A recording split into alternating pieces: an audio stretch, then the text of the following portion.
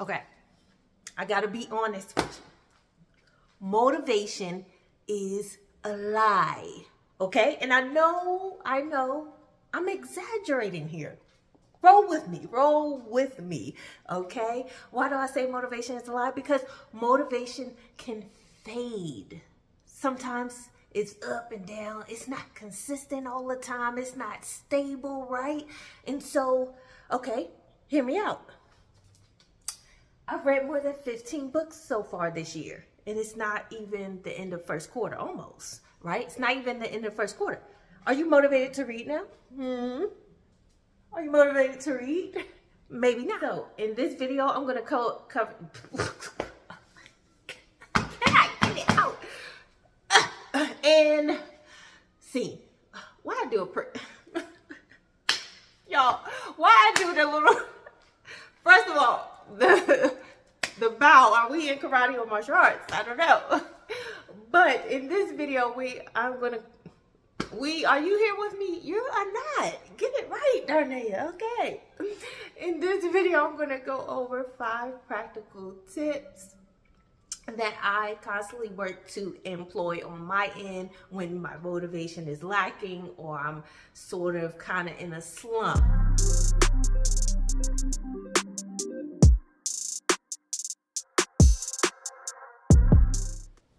All right, so tip number 1 is to create a productive and practical system for yourself. Schedule your tasks, write things down, set reminders, make success automatic for you. Automate your success, all right?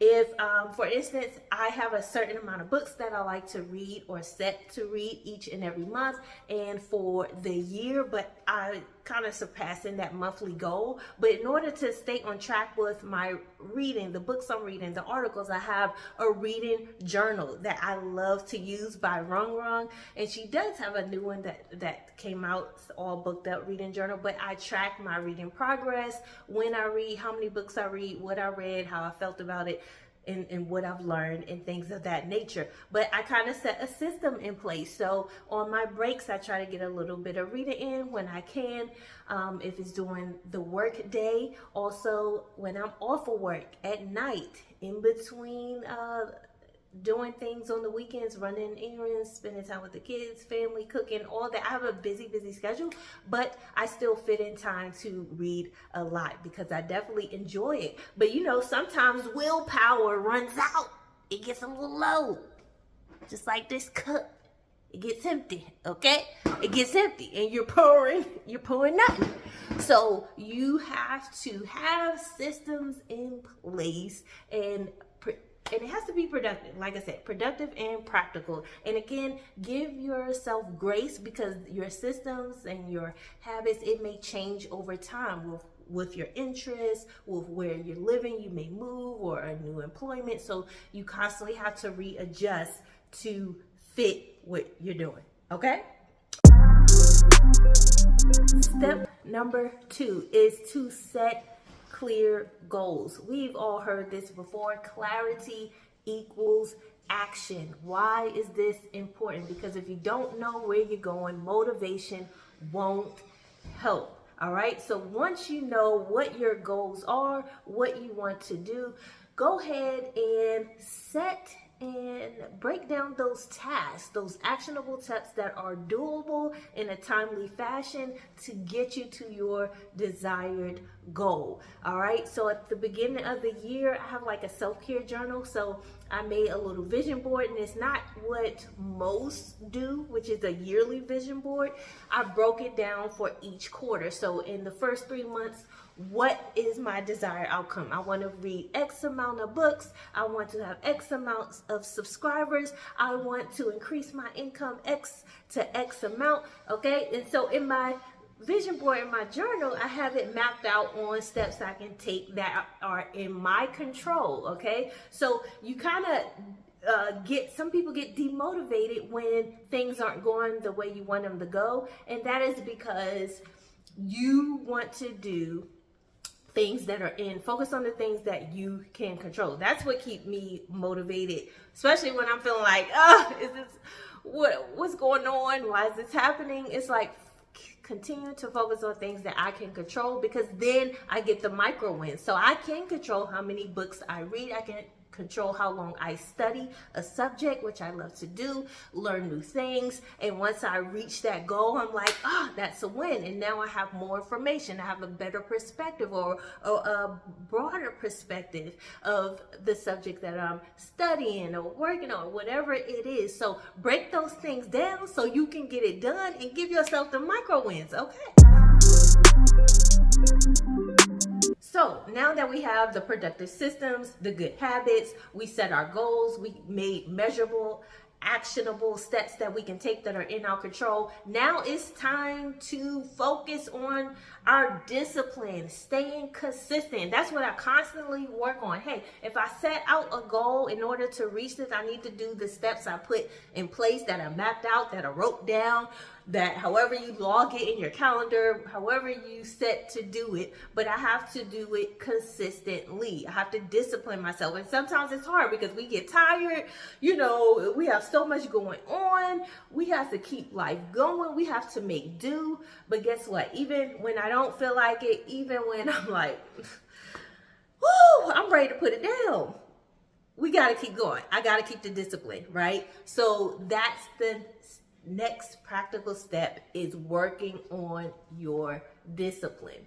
And so think of the athlete who is constantly training, the star athletes, the big ones that make it in their field. They keep the discipline up even when their body is in pain, even when they're sad, they're angry, they're mad at somebody. They're like, who is you? Why are you in my face?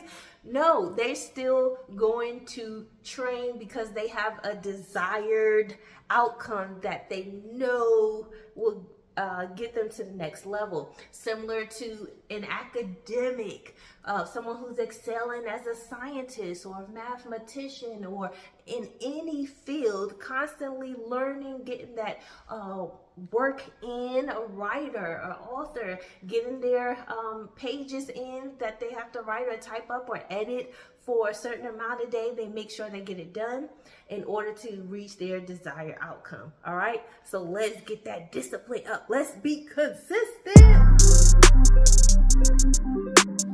Step number 4 is to hold yourself accountable. So you need a system or a way that is set in place for you to track your progress. How are you doing? All right, set rewards for yourself. Also set consequences for yourself. So if I don't get A done, then I can't do B. If I don't get B done, I can't do C, so forth and so forth. So if you didn't achieve your goal for the day, if you didn't set a certain amount of steps or actions, you got less than 80% done for that week, then maybe the consequence is I won't reward myself for eating out. I won't buy the new book for my book lovers, my booktubers. Okay, we love going to the bookstore and getting books.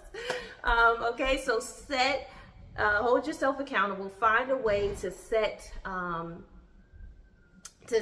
your progress and to track your progress and to see how you're doing. Even if you have to check in with a friend or ask your friend, hey, hold me accountable to this. If you don't see this at a certain time, let me know. Do A, B, and C. However you want to do it. Okay. I don't know your friends. Okay. You're going to have to hold yourself accountable. And last tip number 5 is identity shift. Shifting your identity, shifting how you see yourself. Because the thing is, we always act in an alignment of how we view or see ourselves. So if you believe that you're someone who always procrastinates and you're like, oh, I can't do that because I'm someone who always procrastinates, then you're going to play out that behavior, okay? You're always going to be someone who procrastinates.